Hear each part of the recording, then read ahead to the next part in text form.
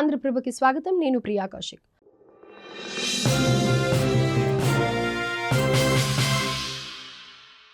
వరంగల్ జిల్లాలోని గోవిందరాజుల గుట్ట చారిత్రక ఆధ్యాత్మిక ప్రాంతంగా విరాజిల్లుతుంది. కాకతీయ పాలనకు ముందే ఈ ఆలయం ఓరుగల్లులో ఉందని పూర్వీకుల కథనం.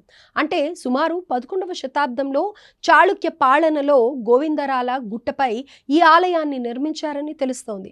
ఇక కలియుగ దైవం శ్రీ వెంకటేశ్వరుడి సోదరుడుగా గోవిందరాజస్వామి వారు భక్తులతో పూజలు అందుకుంటున్నారు. అంతేకాదు ఇక్కడ గోవిందరాజస్వామి శయన భంగిమలో కనిపించడం విశేషం. స్వామివారితో పాటు ఆదిశేషుడు, నారదుడు, శ్రీదేవి, భూదేవి, నీలాదేవి కూడా దర్శనమిస్తారు.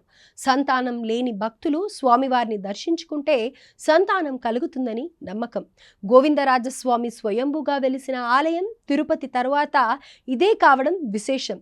ఈ ఆలయం ఎంతో మహిమాన్వితమైనదంటున్న ఆలయ అర్చకులతో మా ప్రతినిధి Rajendra Prasad face to face. Warangal అతి చారిత్రాత్మకమైన దేవాలయం. వరంగల్ తూర్పు నియోజకవర్గ పరిధిలోని రైల్వే స్టేషన్ సమీపంలో అతి దగ్గరలో ఉన్న గోవిందరాల గుట్ట. అసలు ఈ గోవిందరాల గుట్ట స్వామి చరిత్ర ఏమిటి? అసలు ఈ యొక్క ఆలయం కాకతీయులు శివాలయాలను నిర్మించక ముందుకే ఈ ఆలయం ఉందని చరిత్రకులు చెబుతున్నారు. అసలు ఈ ఆలయం యొక్క చరిత్ర ఏమిటి? ఇందులో పైన రాముడు, కింది ఆలయం గుట్ట కింద హనుమంతుడు, 2 ఆలయాలు ఇక్కడ ఉండి భక్తులకు ఎంతో సుప్రసిద్ధమైన ఆలయాలుగా పేరుగాంచాయి. అసలు ఈ ఆలయం యొక్క ప్రత్యేకత ఏమిటి అనేది ఈరోజు తెలుసుకునే ప్రయత్నం చేద్దాం.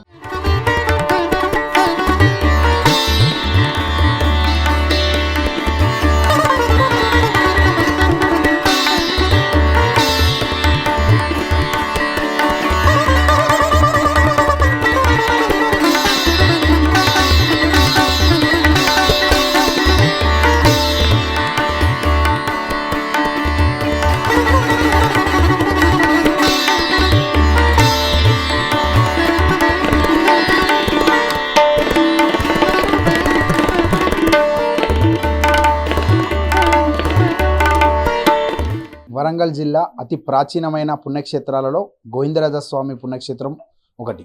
పర్యాటక కేంద్రంగా తీర్చిదిద్దేందుకు గత ప్రభుత్వాలు, ప్రస్తుత ప్రభుత్వాలు ఇప్పటికీ దీనిపైన ఎన్నో అభివృద్ధి కార్యక్రమాలు చేపట్టినప్పటికీ ఆలయం ఈ విధంగానే నడుస్తున్న పరిస్థితి కనిపిస్తుంది. ప్రస్తుతం ఈ యొక్క గోవిందరాజస్వామి ఒక చరిత్ర ఏమిటి అనేది తెలుసుకునే ప్రయత్నం చేద్దాం. ఇక్కడ ప్రధాన పూజారులు అరుణ్ గారు ఉన్నారు. తనతో కొన్ని విషయాలు అడిగి తెలుసుకునే ప్రయత్నం చేద్దాం. అయ్యగారు, ఈ యొక్క ఆలయ యొక్క చరిత్ర చెప్పండి. జై జై గోవిందరాజ స్వామి.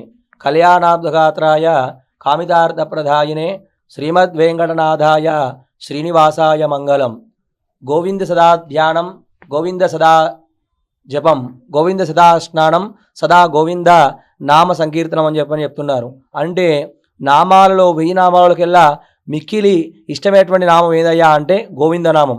మరి ఇక్కడ స్వామివారు మనం గమనించినట్లయితే చూడండి, ఈ కొండ స్వామివారి కిందిగా ఉండి స్వామివారు స్వయంభూగా వెలిసారు. ఇక్కడ వెళ్తున్నప్పుడు ఇట్లా పైకి వెళ్ళి ఆ విధంగా ఆ చివరిలో స్వామివారి రూపం అనేది ఇక్కడ వెళ్ళడం జరిగింది అన్నట్టు. అయితే మా పూర్వీకులు చాలామంది కూడా, అయ్యా నువ్వు రూపం వెలిసావు, ఇక్కడ వెలిసింది, మరి నీ రూపం ఏ రూపం అని కొలవను దశావతారాలలో అని సందిగ్ధంలో ఉన్న పరిస్థితిలో నేను కోనేరులో ఉన్నాను, నన్ను బయటికి వెలికి తీయండి అని చెప్పడం జరిగింది. అప్పుడు ఆ కోనేరు, ఈ పైన కొండపైన కోనేరేంటి అందరూ కూడా ఆశ్చర్యమైంది. కానీ అర్చక స్వాములు స్వామివారి మీద భక్తి విశ్వాసం చేత ఆ యొక్క కోనేరు తవ్వే ప్రయత్నం చేయగా ఆ కోనేరులో నుండి మనకు లభ్యమైనటువంటి విగ్రహమే ఇది గండశీల మనకు స్వామివారి యొక్క విగ్రహం, దివ్యమైనటువంటి మనోహరమైన రూపం. మీరు గమనించేస్తే స్వామివారి పాదాలను కూడా 3 అమ్మవార్లు, ఒకరు శ్రీదేవి, 2వది భూదేవి, 3వది నీలాదేవి, అంటే సత్వ రజ తమో గుణాలకు ప్రతీకగా అమ్మవారు 3 కూడా ఇక్కడ ఆ స్వామివారి పాదాలను కూడా సేవించడం జరుగుతుంది అన్నట్టు. తర్వాత మనం గమనించట్లయితే స్వామి శంఖము, చక్రము, గద, శారంగము ఇటువంటి పంచాయుధాలను కూడా ధరించినటువంటి పుణ్యక్షేత్రము. తర్వాత తల కింద కూడా ధ్వరాల కుంచాన్ని దిండుగా ధరించినటువంటి క్షేత్రం. అంటే కుంచం ఏందయ్యా అంటే సాక్షాత్ గోవిందరాజుల వారు ఎవరయ్యా అంటే తిరుమల శ్రీనివాసునికి స్వయాన అన్నగారు ఉన్నట్టు వీరు.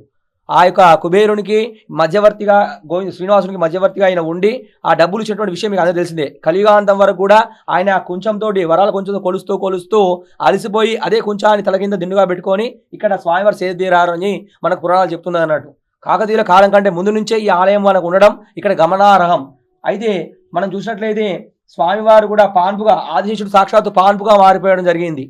స్వామి అలసిపోయినప్పుడు ఏందయ్యా మరి మనము నిద్ర ఇట్లా వెళుతాం, నిద్రావస్థలో వెళ్ళినప్పుడు ఇక్కడ స్వామివారి యొక్క ఆదిశేషుడు కూడా వచ్చి ఆయన పాన్పుగా మారడం జరిగింది. అంటే కాలచక్రమైనటువంటి ఆదిశేషుడు కూడా ఆ యొక్క తన ఆధీనంలో ఉండడం అనేది ఇక్కడ జరుగుతూ ఉంటుంది అన్నట్టు. అంతేకాకుండా దేవర్షి నారదముల వారు కూడా మనకు అక్కడ ఓం నమో నారాయణాయ అనే అష్టాక్షర మంత్రాన్ని కూడా జపిస్తూ ఉన్నటువంటి పుణ్యక్షేత్రము ఈ యొక్క గోవిందాద్రి కొండ. అయితే ఇంతటి మహిమానటువంటి గోవిందరాజ స్వామి దేవాలయానికి మేము అందరం కూడా వంశపారంపర్య ముగ్గురు అర్చకులు ఉన్నవయ్యా, వరయోగుల జగన్నాథం కుర్మాచలం. ఈ వంశపారంపర్యంగా మాకు ఈ స్వామివారి సేవలో ఉంటూ వస్తున్నాం. అయితే ప్రభుత్వం కూడా ఇటువంటి కనీస జీతభత్యాలు లేకున్నప్పటికీ కూడా మేము స్వామివారి సేవకే అంకితమై స్వామివారి యొక్క సేవను కూడా భక్తుల వరకు తీసుకువెళ్తూ నిత్య అర్చనలు కానివ్వండి, వారానికి ఒకసారి అభిషేక కార్యక్రమాలు కానివ్వండి, నెలసరి వచ్చేటువంటి మాసోత్సవాల్లో కళ్యాణోత్సవం కావచ్చు, ప్రతి సంవత్సరం కూడా బ్రహ్మోత్సవం కావచ్చు, ఇట్లా కార్యక్రమాలు చేస్తున్నాం. అయితే స్వామివారికి ముఖ్యంగా ఏందయ్యా అంటే ఇక్కడ చాలా విశేష ప్రత్యేకత, భక్తుల నమ్మకం ఏందయ్యా అంటే ఆ కుడుకలు తింటే కొడుకులు పుడతారు, ఆ కొడుకుల పేరు గోవింద. సంతానం లేని పాలిట స్వామివారు సంతాన గోపాలుగా వెలిశాడు. చాలా మంది అమ్మాయిలు కానీ స్త్రీ పురుషులు వివాహం లేనటువంటి భక్తులు కూడా ఈ యొక్క మెట్లు వాళ్ళు ముఖాల పర్వతం లాగా స్వామివారి మెట్లు కూడా పూజిస్తూ గోవింద నామాలు పెడుతూ గోవింద అనుకుంటూ ఎక్కడం జరుగుతుంది. ప్రతి సంవత్సరం ఆ గోవింద మెట్లు ఆ యొక్క నామాల సంకీర్తనతో వాళ్ళ మెట్లు ఎక్కగానే ఆ విధంగా మరుసటి సంవత్సరం వారికి చక్కని వరుణ్తోటి కూడా వధువుతోటి కూడా వాళ్ళ వివాహమైనటువంటి చరిత్ర మా ఆలయానికి ఉండదయ్యా. అంతేకాకుండా ఇంకా స్వామివారి వైభవం చాలా గొప్పది. కావున ఇకనైనా కూడా ప్రభుత్వము ఈ యొక్క ప్రజలందరూ కూడా భక్తులు దృష్టికి తీసుకువెళ్ళి మా యొక్క ఆలయానికి కనీస అవసరమైనటువంటి రోడ్డు నిర్మాణం కావచ్చు, పెద్దవాళ్ళు ఎక్కడానికి వీలుగా లిఫ్ట్ నిర్మాణం కావచ్చు, తర్వాత ఆలయంలో కూడా కనీస సదుపాయమైనటువంటి తాగునీరు, ఇటువంటివి కూడా అభివృద్ధి కార్యక్రమాలు చేపట్టి మా ఆలయాన్ని కూడా అభివృద్ధి పదంలో ముందుకు తీసుకెళ్లాలని చెప్పని మేము ఆకాంక్షిస్తూ స్వామివారి సేవలో ఆలయ అర్చకులు నా పేరు వరయోగుల అరుణ్ కుమార్. అసలు కాకతీయ రాజుల పాలనలో వారు శివాలయాలు నిర్మించే ముందుకే ఈ ఆలయం ఉందని చరిత్రకారులు చెప్తున్నారు. దీనిపై మీరేమంటారు? ఇది 1100 సంవత్సరాలకు పూర్వం ఉన్నటువంటి స్వామి. ఇక్కడ కాకతీయులు మీరు అన్నట్టుగా శైవ సాంప్రదాయంతో పాటు వైష్ణవ సాంప్రదాయాన్ని కూడా పాటించినట్టు మనకు దాఖలాలు ఉన్నాయి. ఇప్పుడు గోవిందరాజస్వామి కానివ్వండి, ఉరుసు రంగనాథ స్వామియే కానివ్వండి, కాశీబుగ్గ రంగనాథ స్వామియే కానివ్వండి, ఈ విధంగా ఇక్కడ వారు రెండు అంటే వైష్ణవ సాంప్రదాయాన్ని తర్వాత వైష్ణవ సాంప్రదాయాన్ని శైవ సాంప్రదాయాన్ని రెండు కూడా వారు పాటించడం జరిగింది. దీనికి సంబంధించినటువంటి చరిత్రను కూడా తెలుగు ఉపన్యాసకులు సికేఎం కాలేజీలో రిటైర్డ్ గంజి వెంకటరత్నం గారని చెప్పేసి వారు దీనికి సంబంధించిన చరిత్ర అంతా కూడా తయారు చేశారు. దాంట్లో మొన్న భద్రకాళి దేవాలయంలో మాడవీధుల యొక్క శంకుస్థాపన కార్యక్రమానికి ఒక రోజు ముందుగాల దేవాదాయ ధర్మాదాయ శాఖ తెలంగాణ ప్రభుత్వం రాష్ట్ర ధార్మిక సలహాదారు గోవింద హరి గారు కూడా ఇక్కడికి రావడం, వారు కూడా ఈ స్థల పురాణాన్ని వారు అడగడం, దాన్ని కూడా మేము వారికి ఇవ్వడం జరిగింది. దానికి కూడా వాళ్ళు పెద్ద ఎత్తున 1,20,00,000 రూపాయలు దీనికి శాంక్షన్ అయినాయి దేవాదాయ ధర్మాదాయ శాఖ కింద. తర్వాత దీని మీద కూడా ప్రస్తుతం ఉన్నటువంటి మంత్రివర్యులు గౌరవనీయులు శ్రీమతి కొండా సురేఖ గారు కూడా ప్రత్యేక దృష్టిని సారించారు. అదేవిధంగా దీనికి ఒక పాలక మండలిని కూడా ఏర్పాటు చేయడం జరిగింది. ప్రస్తుతం ఈ యొక్క దేవాలయం కూడా దేవాదాయ ధర్మాదాయ శాఖ సంబంధిత కార్యనిర్వహణాధికారి యొక్క నిర్వహణలో ఈ యొక్క దేవాలయం మనుగడ సాగుతుంది. కాకపోతే ఏంటంటే ఇక్కడ ఉన్నటువంటి సమస్యలు, తర్వాత ఆదాయం లేకపోవడం, అర్చకులకు సంబంధించిన వ్యవహారాలు కూడా ఇక్కడ సరిగ్గా లేకపోవడం కూడా ఉంది. ఇప్పుడిప్పుడే ఈ యొక్క దేవాలయం ప్రగతి పదంలో పోతుంది. మంచి భవిష్యత్తు, తర్వాత ఓరుగల్లు మహానగర ప్రజలందరికీ కూడా దీనికి సంబంధించి భవిష్యత్తులో ఒక క్షేత్రంగా పరవడిల్లడానికి దీనికి భౌగోళికమైనటువంటి అన్నీ కూడా దేవాదాయ శాఖ వారు నిర్వహిస్తున్నారు. ఉమ్మడి ఆంధ్రప్రదేశ్ రాష్ట్రంలో ఉన్నప్పుడు అటు తిరుమల తిరుపతి దేవస్థానం అంటే స్వామివారు వెంకటేశ్వర స్వామివారు, తర్వాత ఇంత పెద్ద కొండపైన వెలిసిన స్వామి గోవిందరాజ స్వామి, ఈ స్వామికి ఏ విధమైన పూజలు మీరు ఇస్తున్నారు? భక్తులు ఏ విధంగా అంటే వారి యొక్క కోరికలు నెరవేర్చేందుకు ఏ విధంగా ఇక్కడికి తరలి వస్తుంటారు? ఇక్కడ ఈ దేవాలయానికి పాంచరాత్ర ఆగమం ప్రకారంగా స్వామివారికి కైంకర్యాలు అనేటువంటివి జరుగుతుంది. అందులో ఇక్కడ ప్రధాన ఆలయం లోపల స్వామివారికి ఉదయం సుప్రభాత సేవ, తర్వాత స్వామివారి యొక్క తిరువారాధన క్రమము, నిత్య పూజోత్సవాలు జరుగుతూ ఉంటాయి. అదేవిధంగా ఇప్పుడు స్వామివారికి ప్రతి శనివారము కూడా స్వామివారి అభిషేక కార్యక్రమాలు నిర్వహించడం జరుగుతుంది. ఇది ఆషాఢ మాసం, వచ్చేది శ్రావణ మాసం. దానికి సంబంధించి మేము కూడా ఒక ప్రణాళికను అనేటువంటిది రచించడం జరిగింది. అదేవిధంగా మాసోత్సవాలు, పక్షోత్సవాలు స్వామివారికి జరుగుతూ ఉన్నాయి. ఇక్కడ మాకు శైవక్షేత్రమైనటువంటిది కింద కాలభైరవ టెంపుల్, తర్వాత పోతే అభయ వీరాంజనేయ స్వామి కూడా క్షేత్రపాలకులుగా ఈ యొక్క దేవాలయంలో ఉన్నారు.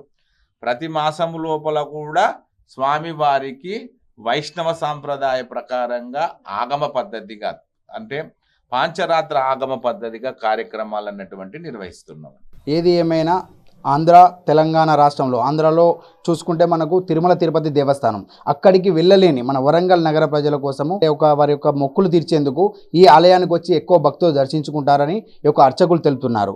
దాంతోపాటు ఈ యొక్క ఆలయాన్ని కూడా, అంటే తిరుమల తిరుపతి దేవస్థానాన్ని ఏ విధంగా డెవలప్మెంట్ చేస్తున్నారనే కోణంలో ఈ యొక్క ఆలయాన్ని కూడా అభివృద్ధి పదంలో ముందుకు తీసుకెళ్తే అధిక భక్తులు వచ్చి తమ కోరికలు తీర్చుకునేందుకు, స్వామివారిని దర్శించుకునేందుకు ఇక్కడికి ఎక్కువగా వస్తారని ఇక్కడ అర్చకులు తెలుపుతున్నారు. కెమెరామ్యాన్ బాలుతో రాజేంద్ర ప్రసాద్, ఆంధ్రప్రభ, వరంగల్. ప్రతిష్టాత్మకమైనటువంటి చరిత్ర కలిగినటువంటి శ్రీ గోవిందరాజ స్వామి దేవస్థానం యొక్క విశిష్టత నగరం నలుమూలల విశ్వవ్యాప్తం కావాలనేది ఆకాంక్ష మేరకే ఇవాళ మొత్తం గోవిందరాజులగుట్ట ప్రాంత వాసులందరూ కూడా కంకణబద్దులై ఈ యొక్క స్వామివారి సేవలో నిమగ్నమై ప్రతి కార్యక్రమాన్ని ముందు తీసుకొని పోతున్నటువంటి సందర్భంలో ఇక్కడ ఉన్నటువంటి అర్చక బృందమే కానివ్వండి, ఇక్కడ ఉన్నటువంటి యువకులంతా కూడా గోవిందాద్రి సేవాదల్ అనే పేరును ఆపాదించుకొని వాళ్ళందరూ కూడా చేస్తున్నటువంటి సేవను కొనియాడుతూ మాకు ఇక్కడ స్థానికంగా ఉండబడే అన్ని కులాల సమ్మేళనంతో మా గోవిందరాజ రథోత్సవం జరుగుతుంది.